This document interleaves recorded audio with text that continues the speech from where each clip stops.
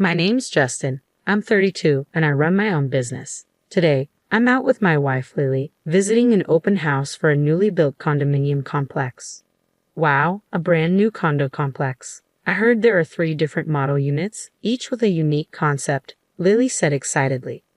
I wonder what the concepts are. It's exciting, isn't it? Definitely, I replied. The person I spoke with when we booked our visit was so pleasant, it made me look forward to it even more. We were buzzing with anticipation as we headed to the property. The area, recently revitalized, was becoming increasingly popular and quite a crowd had gathered for the open house. Excuse me, we had an appointment for the open house, I said as we approached a sales representative standing by the condo. He turned around with a pleased look on his face. Ah, you two are here for the tour? But then his expression changed. The salesman frowned and stared at us rudely, even though we weren't dressed inappropriately or anything.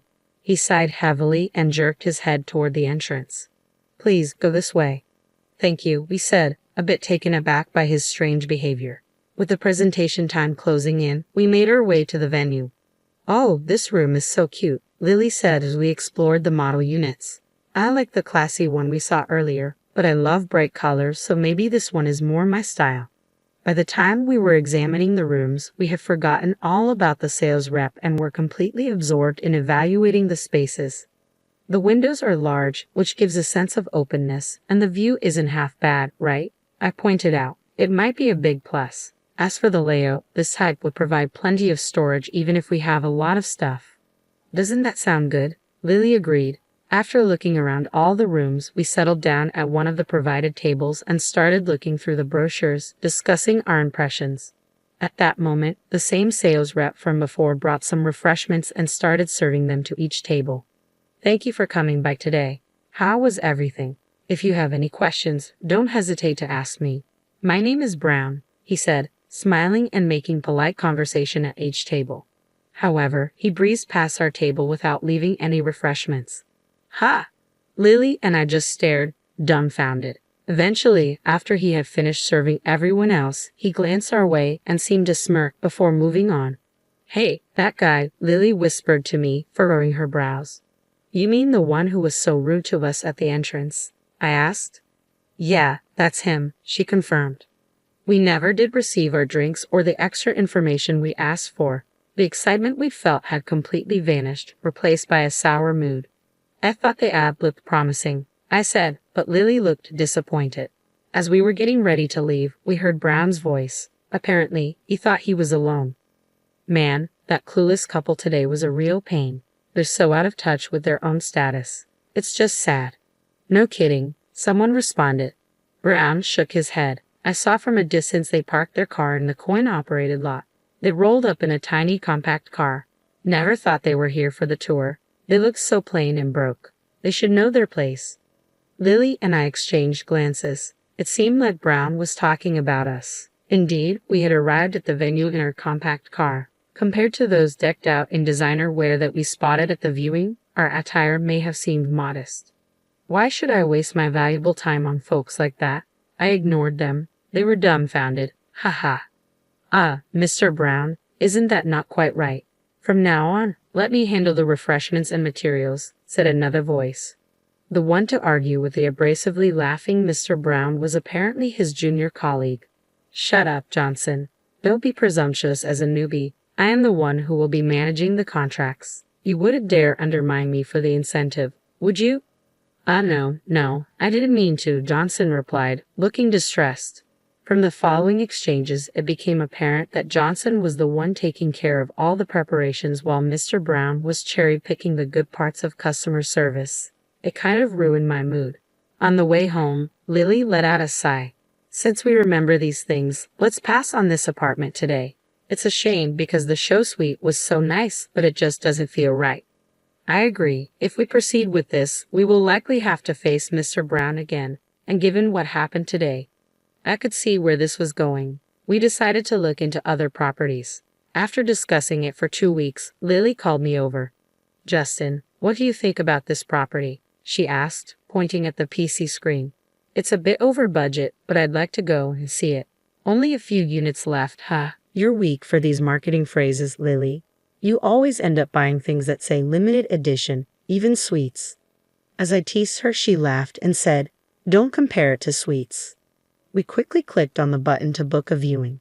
However, the day of the viewing brought back the nightmare. It happened when we arrived at the venue and tried to get the documents. "You gotta be kidding.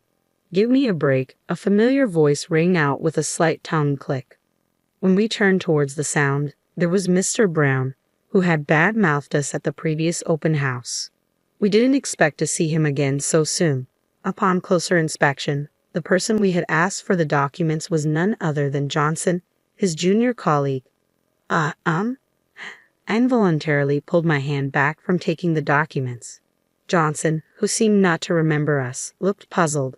Then Mr. Brown interjected. "Excuse me, what is your profession?" His rude question irked me, but I decided to see how he'd react first.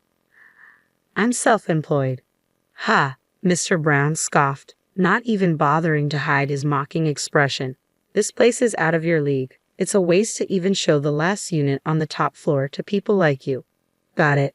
Mr. Brown, with an air that suggested we should leave quickly, started to turn us away with his dismissive behavior. I was the one to speak up this time. "What does that mean?" Mr. Brown smirked. "Don't get it. It means no poor folks. Understand?" "Sir, please stop it." I'm very sorry. Here are the documents," Johnson said, trying to intervene. "Johnson, stop messing around and don't increase our workload," Mr. Brown snapped, taking the documents from him. "Are you saying we should choose our customers?" "I'm not convinced," Lily confronted Mr. Brown, but he didn't seem to care. Yep. This is a luxury apartment building where high society resides. We decline entrance to the poor," he said, clearly implying we should leave. I couldn't keep quiet any longer. "I highly doubt you have the responsibility to screen potential buyers. Could you please call your superior?" I demanded. Mr. Brown just shrugged. "I can't do anything about what you're saying. Like I told you, this property is designed for the affluent upper class. It's not something people like you can afford." His statement was shocking. "Mr. Brown, that's rude to the customers. Please stop." I'm very sorry." Johnson tried to mediate, but I cut him off. "So we, as a couple, are denied the viewing, right?" Mr. Brown smiled triumphantly. "Exactly," he said in an arrogant tone, gesturing us toward the exit. "I wouldn't even do it as a favor." Lily, who had been silent next to me, finally lost her temper. We left the venue indignantly. "Wait, please," Johnson called after us, running to catch up. "I'm truly sorry. Even though my apologies might not fix anything, I'm really sorry for the terrible rudeness. I don't know how to make it up to you." "Johnson, you should go back. I'm sorry if I upset you more by chasing after you," I said, shaking my head as Johnson apologized, sweat dripping down his face. "I can see you're a sincere person. Thanks for your concern, but we'll be heading home now. You should go back. Mr. Brown will be mad. Don't worry about us anymore." But, Johnson looked back at the way we had come and then bowed deeply to us again. "Listen, Johnson, we're not really mad. It's okay. We're angry at Mr. Brown. After such a bad experience, we probably wouldn't feel like buying the place even if we saw it. So we're going home, but we haven't given up on finding a property," I explained. Lily smiled and added, "I don't want to see Mr. Brown again, and I definitely don't want to buy a place from someone like him. But if we get another chance, I'd like you to be in charge. Can you do that?" "Yes, of course. I'll make sure to show you our best property," Johnson said, bowing politely again. We exchanged smiles with Johnson as he handed us his business card. We promised to call him when we were ready to see other properties. Just then, the disgruntled footsteps of Mr. Brown echoed. "Johnson, where did you put the contract documents?" "Geez, you're never around when I need you. What are you doing?" "Don't embarrass me," Mr. Brown yelled, noticing us and nudging Johnson. "Stop doing useless things. Don't waste your time with these poor folks. There is no gain, not even a cent, or should I say a penny. Now hurry up and get those documents. Got it?" With that, Mr. Brown grabbed Johnson by the scruff of his neck and started to drag him away. "Hey, quit the rough stuff," I shouted with conviction. Brown let out a snort of laughter. "Are you still here, poor man? Is that you? You don't like being told you're poor, so you're pretending to be free? Go home early and work hard." He waved his hand dismissively and continued to drag Johnson away. "Hey, Justin, I'm about to reach my boiling point," Lily said, clenching her fist. Me too, I replied, feeling just as angry. I wholeheartedly agreed. About an hour later, during the drive home in my favorite compact car, a call came in on my smartphone. I asked Lily to answer it. From the phone, now on speaker, came a pleading voice. "Ah, sorry, can you come back right away?" The voice had changed, almost like a different person, but it seemed to be Mr. Brown. "What can we help you with?" Lily asked. A hurried reply followed. There's something I want to tell you. We don't want to go back to you. What do you want to say? You can tell us over the phone. You sound so haughty. No, nothing. Can you please calm down?" Lily coldly brushed him off. There was a hint of anger in Brown's voice again, but for some reason, it quickly returned to a flattering tone. However, Lily showed no mercy. "Well, remember how you said we wouldn't gain even a penny by dealing with you? This call is a waste, so goodbye." But wait. Ignoring Brown's attempt to stop her, Lily hung up the call. When the phone rang again, she turned it off, deciding it was too much of a hassle. "By the way, how much is a penny worth right now?" Lily asked seriously. I couldn't help but laugh. "I think it's about 0.03 cents in Colombian pesos." 0.03 cents, huh? You know a place with a lower rate? If it's Indonesian rupiah, I think it's about 0.09 cents. Then Lily started imitating Brown. Not even a penny to gain by dealing with the likes of us. Or rather, not even a rupiah. Hey, do I sound like him? Who's smarter? "Both are kind of so-so, Justin," I replied, laughing. And so we chatted away, enjoying a quick lunch before returning home. Then we spotted a figure in front of a certain garage. "Hey, Justin, sorry for the trouble of coming back with your car," Robert called out. "That's fine, but you brought them both here. We had no idea this was going to happen, and we're having a meal." "Sorry, did we keep you waiting too long?" "No, not at all. I'm the one who should be apologizing here. Hey, don't just stand there like a lump." "Ah, what?" The one being threatened and shaking with fear was Brown, who had called us poor. Next to him, Johnson looked bewildered, feeling sorry for him. I decided to reassure Johnson by revealing the truth. "Johnson, relax. It's okay. Robert, the vice president of this company, and I are college buddies." Both Johnson and Brown's eyes widened in surprise. Actually, Justin and I were attending the open house at Robert's request. But we really were looking for a property, Lily confessed. Who could have thought things would turn out like this? Johnson looked flustered, while Brown stared at us in disbelief, as if to ask what we meant. We asked Justin to dress casually for the viewing, and we arranged for him to use a small car we prepared. Otherwise, well, look over there, Lily pointed. The car in front of our garage was Justin's real vehicle, a luxurious one. He's a well-known young investor around town, Brown. Just by looking at that car, you should know you couldn't afford it even if you stood on your head.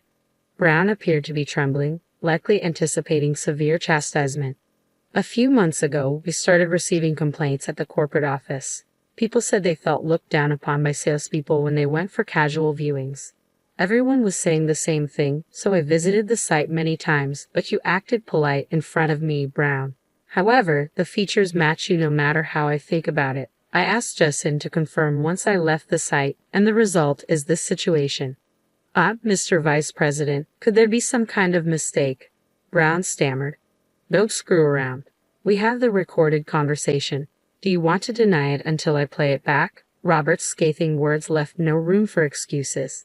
Brown tried to make excuses but quickly wilted. "I apologize," he muttered.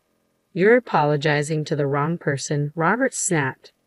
I am really sorry," Brown stammered, lowering his head as if trying to bury it in the ground.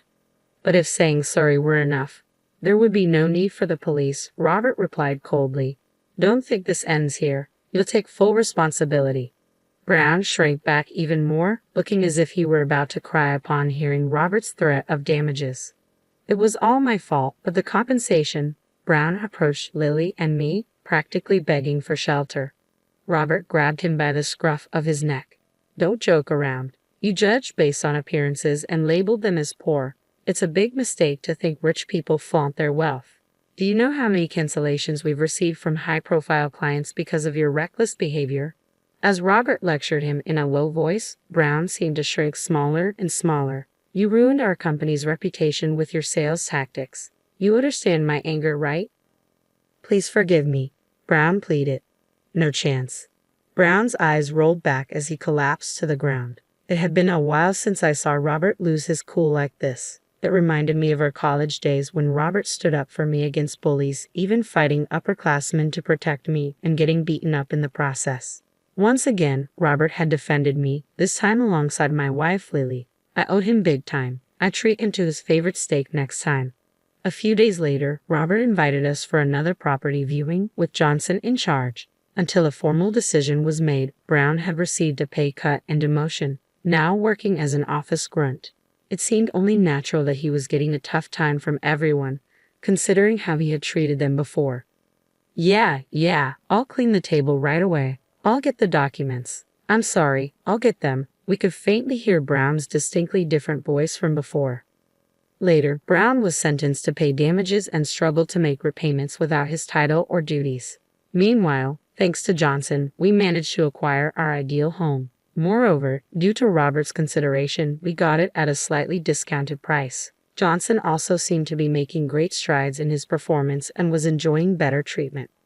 Honesty is such an important thing in life, I thought to myself.